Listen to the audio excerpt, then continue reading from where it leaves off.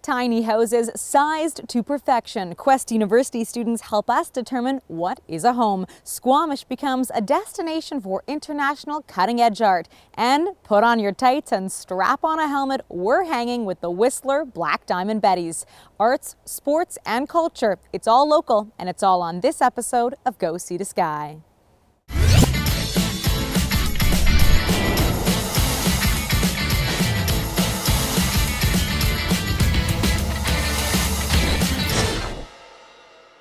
Welcome to Go See the Sky. I'm your host, Heather Butts. We're spending our episode this week in Squamish. We'll be exploring an open-air museum. That's what this magnificent piece of art behind me is all about. We'll have more on that later in the show. First, we're going to kick things off with a fast-paced, high-adrenaline sport up in Whistler. And I'm not talking about skiing or mountain biking. This week, it's all about roller derby. Now, if you thought it was for the faint of heart, well, you haven't met Whistler's Black Diamond Betties. The team is comprised of nurses, teachers, and mothers. But don't let their funky costumes or fun names fool you. This is one tough group, and together they can tackle any challenge. And your opportunity to see them is coming up during the World Ski and Snowboard Festival this spring.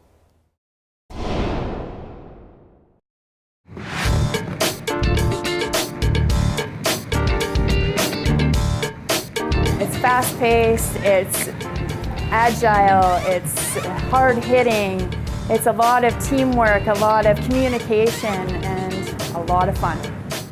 They are fearless, racing around the track in chase of a challenge. I really like that it's a full-contact female sport, which are rare. So it takes an element of being athletic, but allows women to have a contact sport in a safe environment. Whistler's Black Diamond Betties formed in 2011. Captain Laurie O'Hare, known on the court as Princess Leia, has been with the team since the very beginning. She's a massage therapist by day, derby girl by night. There's a lot of support, and I think a neat thing about roller derby is no one really grew up doing it, so we all had to join together and learn from square one. Here in the ring, their alter egos can escape, speeding around the track, playing offense and defense at the same time. It's an inclusive team in Whistler. Anyone who has gear and wants to play can, even men. I speed skated for 14 years, something like that. Played football for 12. And when you put those two together, you pretty much get derby. David Evans has been skating with this crew for 2 years. He started as a volunteer, refereeing games and helping coach the team. Now he's on the court as a competitor. It's opened my eyes to a lot. I've played a lot of sports, but it's always been men's games. And being on a team with women, there's a whole atmosphere that you just don't get with men's sports. Evans competes with a men's crew in Vancouver, but practices with the Betties. And these ladies wouldn't have it any other way. I love the guys skating with us. They're so strong and they're so powerful, and they really motivate me, especially, and the rest of the team, to try really hard and work really hard. Working hard to perfect their technique and strategy, for this team, the challenge of the sport goes beyond what happens in the ring. Finding a place to play has often been their biggest obstacle. You name it, parking lots, tennis courts, underground parking lots, everywhere. They've spent most winters traveling to an indoor location in Mount Currie. Recently, they've won a major feat. After purchasing protective flooring, the team can now skate in school gymnasiums in Whistler. They've had their wins and losses on and off the court, but no matter the challenge, the Black Diamond Betties have proven themselves unstoppable.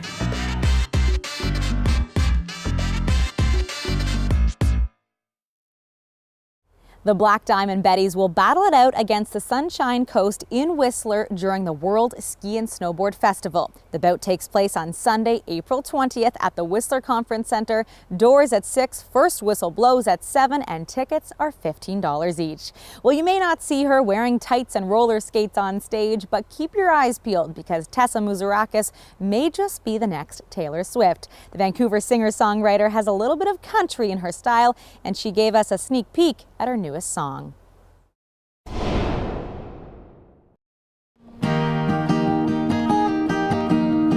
So I've been writing songs for about as long as I can remember, but when I was 8, I started really writing songs. Like, I wasn't just making them up, or they were written down on pieces of paper, and they were poems with melodies at first. That's how they started. And when I was about 10 or 11, I started to learn how to play piano.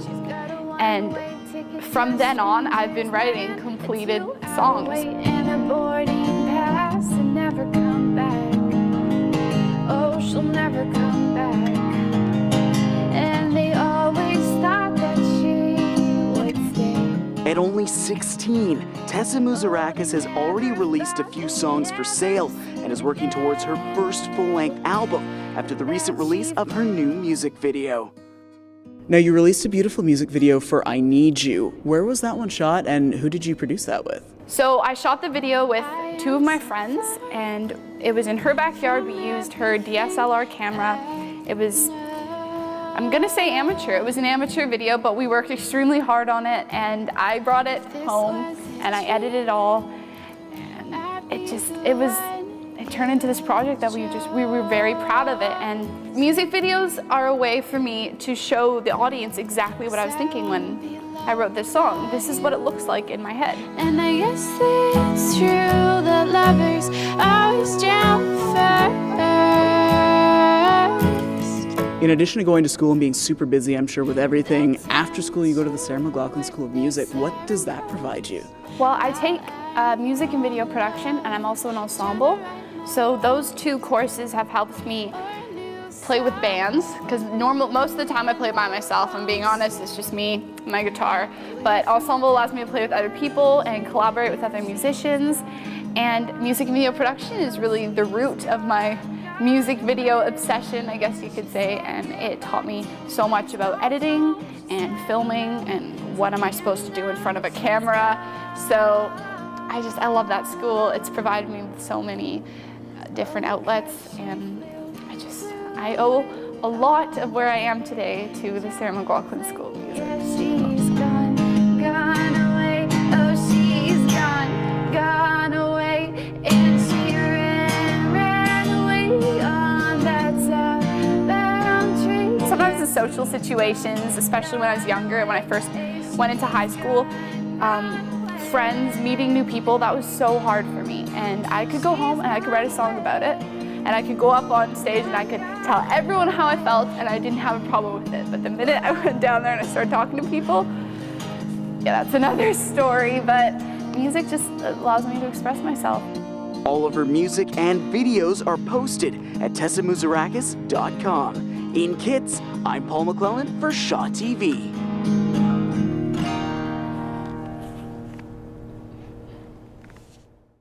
Can you believe it? Tessa started writing songs at 8 years old. That's half of her lifetime. Well, if you'd like to see one of our stories again, or maybe watch an episode you've missed, everything's available online in HD. Just visit youtube.com/WhistlerShaw. Go See the Sky, we're your local voice. Coming up.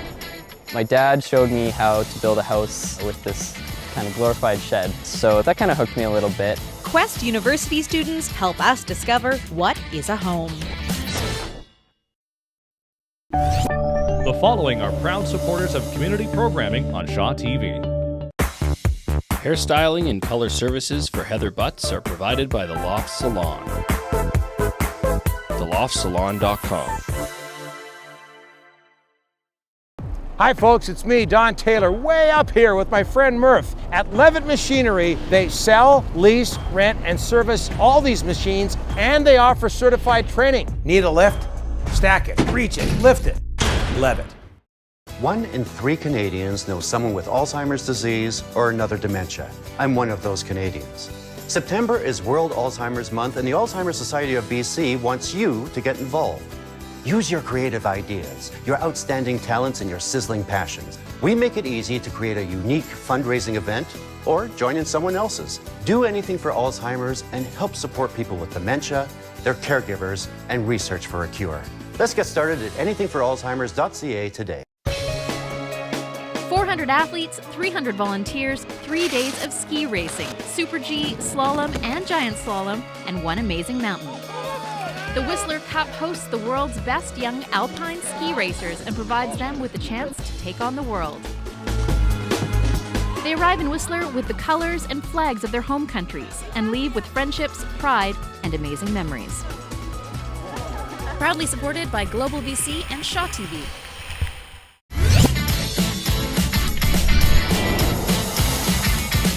Welcome back to Go See the Sky. I'm your host, Heather Butts. We're in Squamish this week exploring what's called an open-air museum. It's all part of the Vancouver Biennale Initiative, and Squamish is participating in it for the first time ever. That's what this piece behind me is all about, and we'll have more for you later on in the show.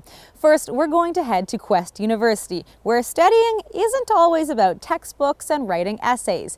In their final years, students are responsible for asking and answering a very simple question, but they must find a unique way to come to their conclusion. The students we met up with, well, they spent a little time in the library and a lot of time building a tiny home.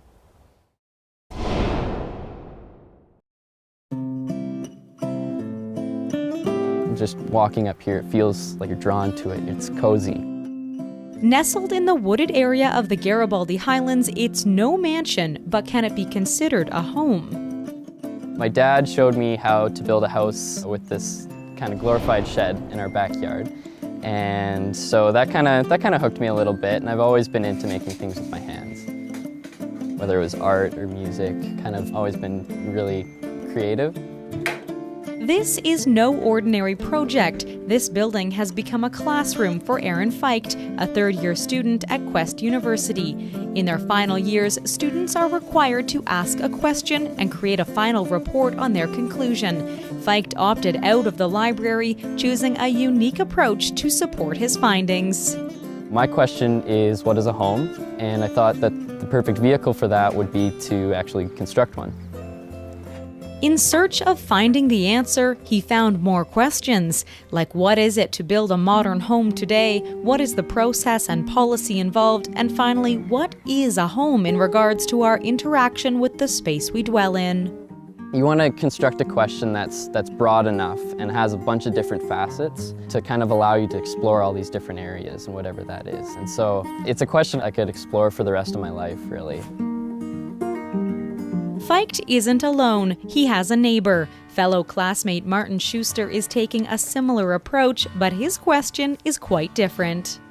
How does the natural environment affect architecture? And I decided to build a little house because I wanted to be able to really feel how the environment affects myself and my house. Schuster's tiny home resembles a true post and beam structure and is made with mostly recycled materials, putting his student budget towards essentials like water and heating. I had my design in like a 3D model and I knew what I wanted where, but as I was building it I realized that no, I don't want my table here. This doesn't make sense when you're actually standing in here. It kept changing and shifting as I was building it. His exterior siding is reclaimed wood he milled himself, giving it that backcountry mountain-style feel. I have really interesting knee brace system, which is essentially to keep the house from being able to shake. I adopted this style I found in Switzerland just when I was home this summer before I was building this. Like any school project, there are lessons to be learned, and sometimes you figure them out the hard way. Oh, it's been fun, it's been great. I've had a couple issues with I have propane heating inside, and on the cold days this winter I had my regulator freeze pretty often, and then I didn't have any heat for the coldest days of this winter, and that was pretty painful, but it was fun in a way. I had a little bit of a hiccup because I had a building inspector come, and so that was a bit of a lull in the building process.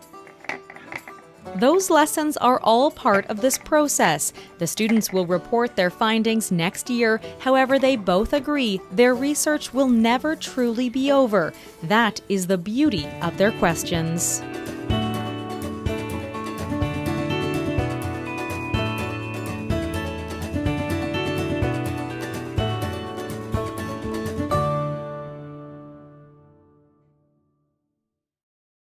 Well, I give both Martin and Aaron an A+. We're going to head down to Vancouver now for a special treat.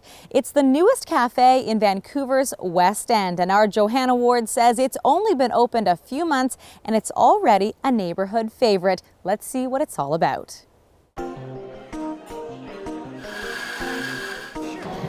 Teams of appropriate that the cheers should be with cutlery. Yes. Congratulations. Thank you. An exciting project that Ganga Jolie Kerr takes no credit for. She says the dream was all her husband's. It seems a little bit more real than a dream. That's the truth. The short story goes that Walter Ledaka went home one day and told Ganga that a space he had always admired was available. He was so clear about it. He just came home one day and said, "Would you support me to try this crazy idea?" And you said, "Yes." yes, yes. I said, "Yeah, let's go for it." And so just 7 months later, the Greenhorn Cafe was born. At a location some people considered risky, a quiet residential street in Vancouver's West End. We walked in and it was an empty space, and I knew that I wanted a really sort of European style to it. Walter worked with his friend, outdoor designer Kevin Paitko. What they ended up with is an ever-evolving mix. The long counters lend to the Euro feel, the fresh decor gives a Portland vibe, and so very Vancouver, there are even bikes for sale in the upstairs gallery. So are you worried someone's going to try and buy your bike off your bed when they're up here? They're going to be like, No, mine is which over one there is and it it? says no for sale. No for sale, anyway. This is a cafe with character, destined to become an iconic Greenhorn design feature, the sparkling centerpiece that first caught Ganga's eye. That chandelier is magnificent. I'm glad you like it.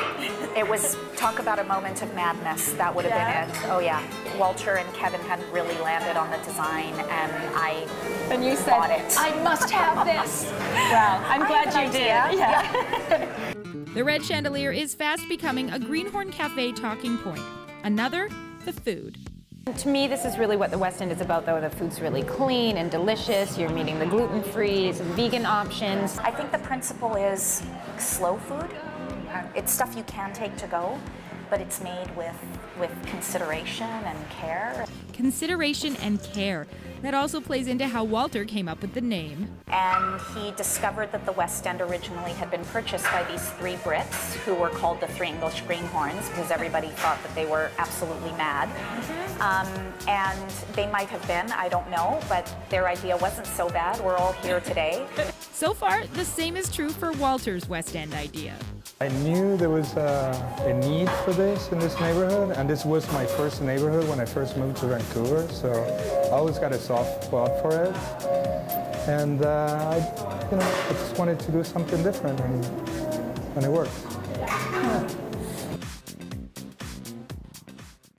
Well, Johanna tells me if you visit the cafe, you must try the Spanish tortilla. It's delicious. Well, thank you so much for joining us on this episode of Go Sea to Sky. We'd love to hear from you.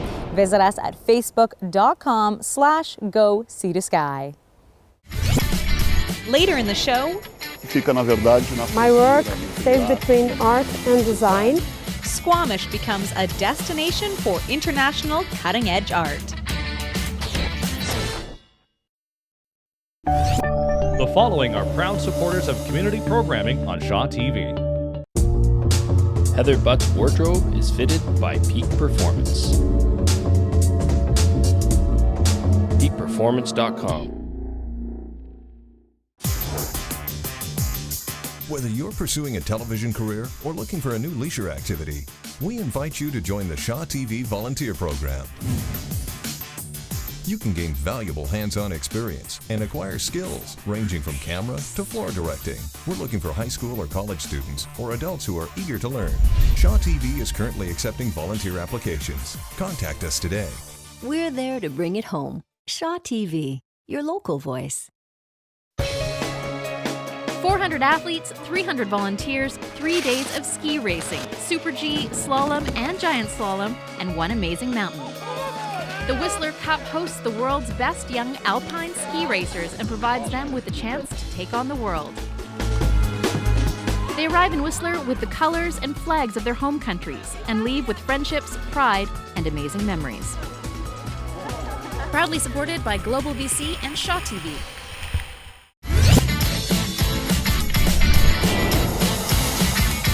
Welcome back to Go See the Sky. I'm your host, Heather Butts, enjoying one of the stunning pieces by internationally renowned artist Hugo Franca. This is just one of his many pieces that will be on display in downtown Squamish for you to enjoy for the next 2 years. It's all part of the Vancouver Biennale initiative, and we'll tell you all about that in just a few minutes. First, we're going to head to the Green Mustache in Whistler Village. It's time to kickstart some spring healthy routines, and it doesn't have to be hard. This week, we're showing you how to make your own almond milk.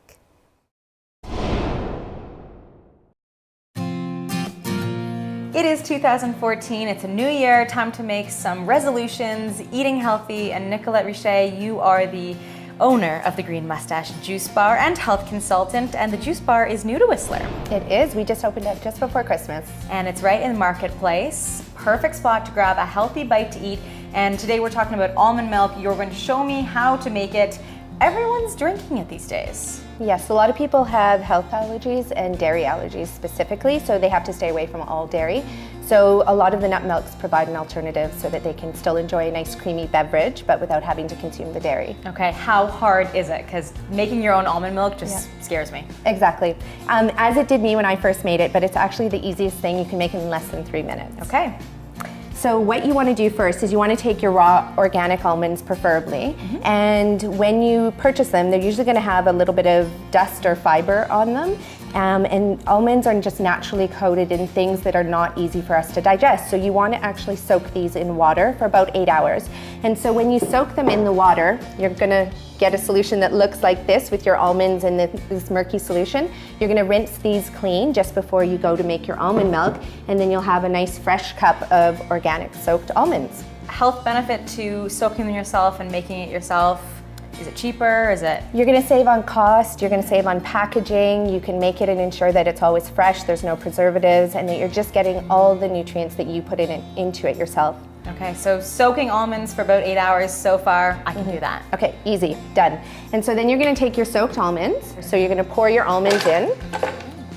And it's about a cup of almonds for this full container for 2 liters of water. All right. And then what you'd want to do next is take something, you don't have to sweeten it, but some people do like to add a little bit of sweetness to it. And so what I'm going to use today is dates, organic dates, and remove the pits, and then you just pop 2 or 3 dates in there. You can also use honey, maple syrup, or molasses. Any type of natural sugar? Exactly. You want to avoid the white sugars as much as possible and just stick to whole foods and what came straight from Mother Nature. Perfect, and then we're just adding water. That's correct, easy. And so you're going to add your water. Soak the almonds, throw them in a blender, add some dates, add some water. This isn't as scary as it sounds. It's not. It's so easy. And then pop your lid on, make sure it's tight, and then we're going to blend. You want to blend maybe 20-30 seconds.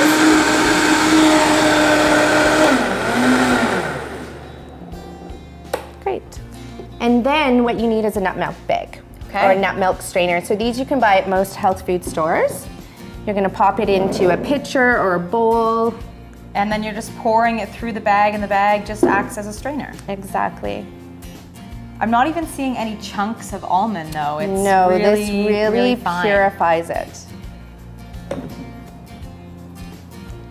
And then what this is going to do is just going to catch all of the fiber from the almond milk. And then what you do is you just squeeze the bag, let all the beautiful almond milk drip right through. And it's kind of like milking a cow. Just squeeze the bag, let the almond milk come through. Exactly. And there we have it. That was a few simple, easy steps. Simply soak your almonds overnight, 8 hours. About 8 hours should do it. Rinse them, and then pop them in the blender, add the dates, and then strain the milk. And you'll have fresh almond milk every single day. Sounds perfect, and I bet it tastes delicious. And it does taste delicious. It's amazing. Thanks so much for showing us how to make your own homemade almond milk. Yeah, you're welcome. My pleasure.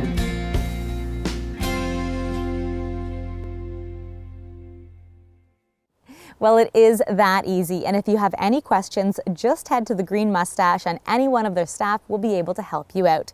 Well, here we have it. We've been talking about it throughout our entire show. There's something special happening in Squamish right now. Internationally renowned artist Hugo Franca is here dazzling us with his wood carving talents. This piece is just one of 5 pieces that will be on display in downtown Squamish for the next 2 years, and it's all part of the Vancouver Biennale initiative, which sees more than 30 artists come to the Greater Vancouver area to dazzle everyone with their very unique artistic talents. And this is the first year that Squamish is participating in the project, and it's all about an open-air museum.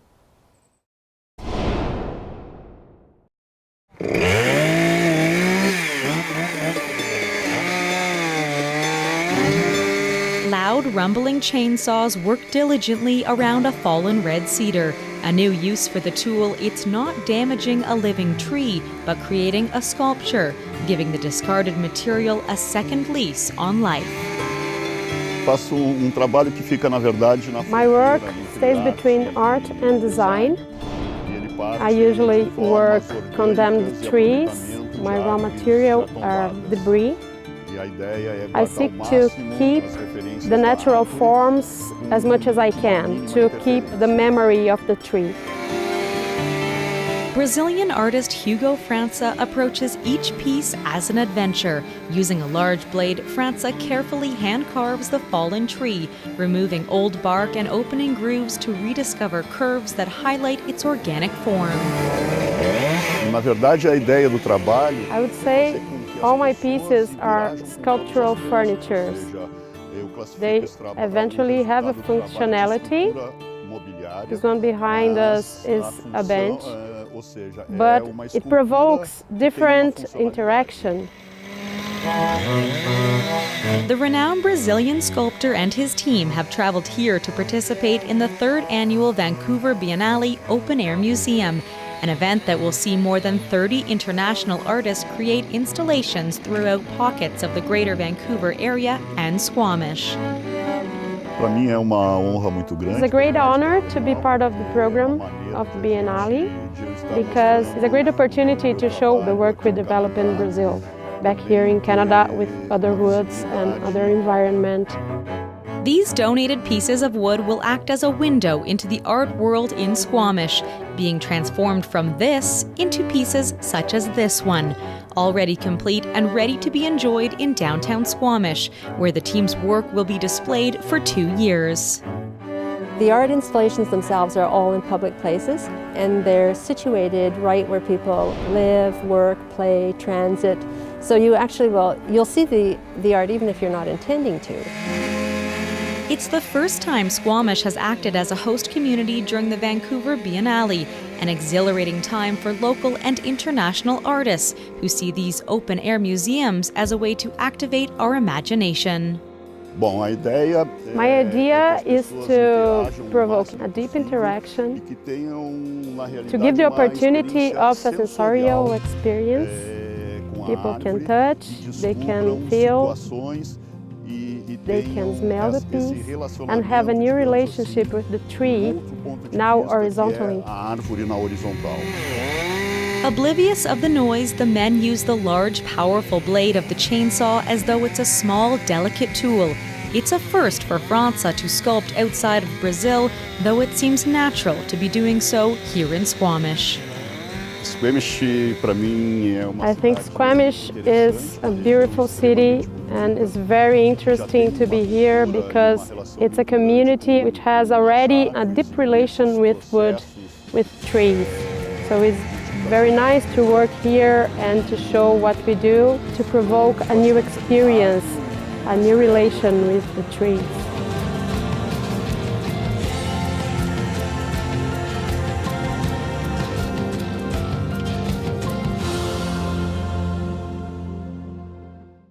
Well, this piece and the other works of art done by Hugo will be on display in downtown Squamish for the next 2 years. You'll find them at the corner of Cleveland and Buckley. And keep your eyes peeled because 2 more internationally reclaimed artists will be visiting the Squamish area within the next year. Well, that does it for this episode of Go Sea to Sky. I hope you enjoyed it. Thanks for watching.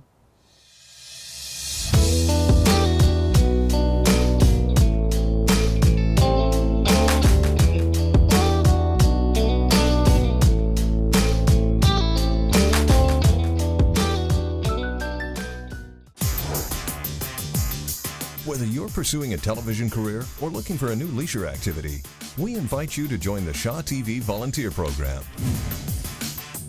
You can gain valuable hands-on experience and acquire skills ranging from camera to floor directing. We're looking for high school or college students or adults who are eager to learn.